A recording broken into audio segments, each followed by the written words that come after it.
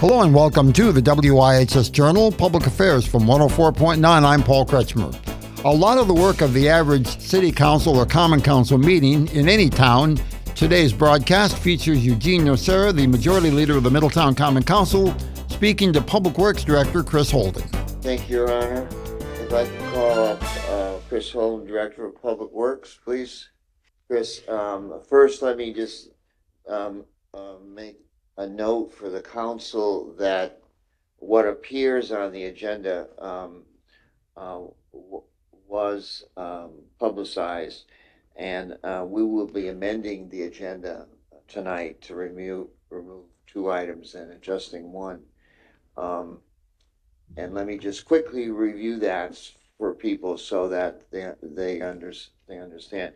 8A is going to be removed from the agenda, and we'll let Director Holden explain that. That is correct. So this is for yeah, let me go through the whole thing. Oh, sure. And 8B, we're reducing from 150,000 to 50,000, and you'll explain that. Oddfellows, there's 8C is no change. 8D is removed from the agenda, and that was a software package. And 8E, there's no change. So I'll let you go through these important appropriations. Thank you. Sure. The first one is for a streetlights improvement. One thing when we bought the streetlights from Eversource, one of the items that was in the contract called NB 208 was a clause where if a lot of the subdivisions have buried wires and no conduits from streetlight to streetlight. So as those are rotting away, they fail, and that's where we have generally a string of streetlights that are out, 2 or 3 out at a time. The requirement is that we put in conduits in the place for those before they'll pull the wires. That's an expensive prospect, so that was why we were seeking the appropriation. But we were able to utilize other funds, CNR, capital non-recurring funds in this case. So we won't be requesting that appropriation. In the future, we will have to include this item in our budget going forward, so that you'll see that in the future. The other item is for the River Road. I emailed you a couple of photos as well as printed one out for you. This is just past Clean Energy. There is a gas substation in the area. You can see that the whole bank along the edge of the roadway there has slipped down the slope. It's a very steep slope there, and it's covered railroad tracks that were at the base of the hill.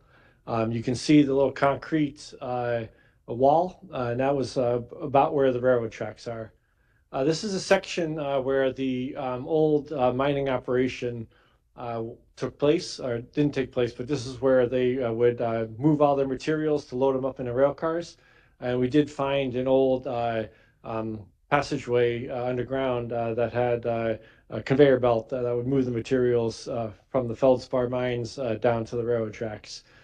So we're currently trying to do some engineering data collection. We did a survey of the area, and we have points on the road that we can currently monitor once a week. We want to make sure that the road's not moving any further until we can come up with a solution. So that's what this funding will be for, is for the initial engineering support that we need in order to cover and get a design that we can repair and stabilize the road. We are looking at a couple of other responsible parties, possibly Eversource. They have high tension wires that go across the river at that location. They just happened a few years ago to have clear cut that section, which would have possibly destabilized the slope. So we're looking into that, as well as stormwater that comes down from Clean Energy and could go underneath the road and cause this erosion. So we're looking at the data to try to see what was the cause for that.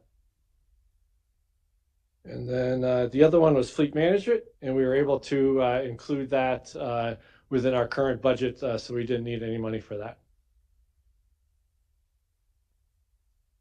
Was the oil tank installation also.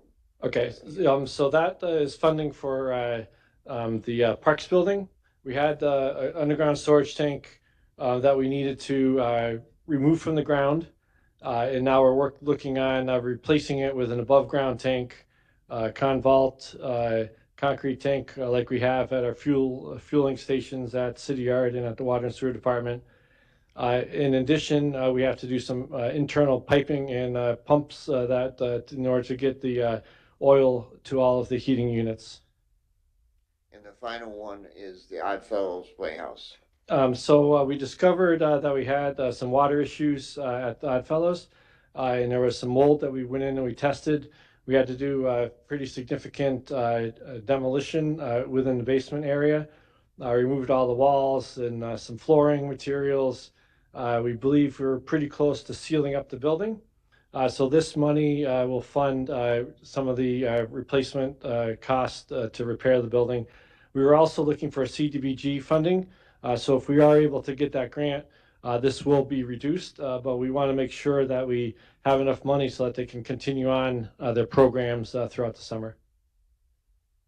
And I should note, all of this was presented at Finance and Government, which chaired by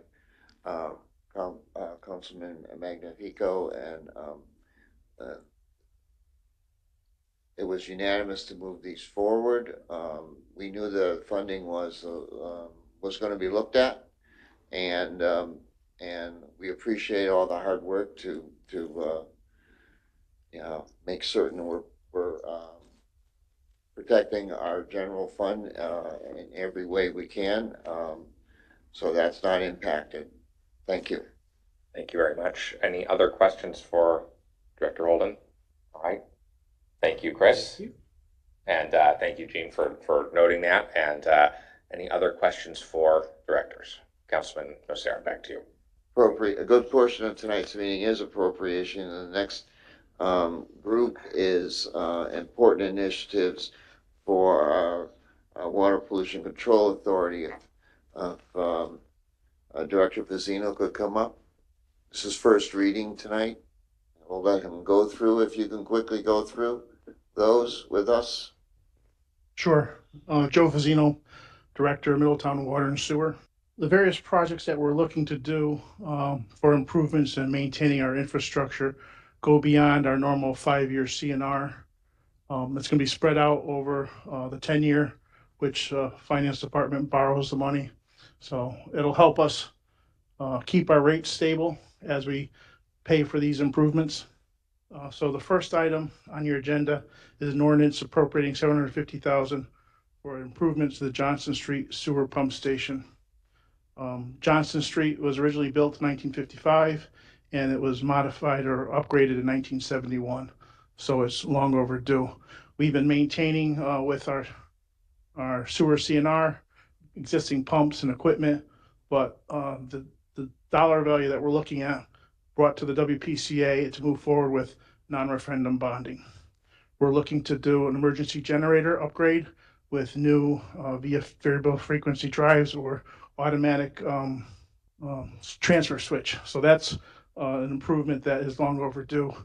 We also have an existing wet well, which takes in the raw sewage, and over the years it's just degraded everything. So we're looking to do improvements to our mechanicals and our electrical, ventilation, lighting, and bar screens. That equipment is long overdue for improvement. You've heard excerpts from the Middletown Common Council meeting in March 2024 with Chris Holden, the Public Works Director, and Joseph Fazzino, the Water and Sewer Director. For further information, call us at 860-346-1049. That's 860-346-1049. Or email office@wihsradio.org, office@wihsradio.org. Opinions expressed are those of the participants, not necessarily those of the staff or management of the station. I'm Paul Kretschmer for the WIHS Journal, Public Affairs from 104.9 WIHS.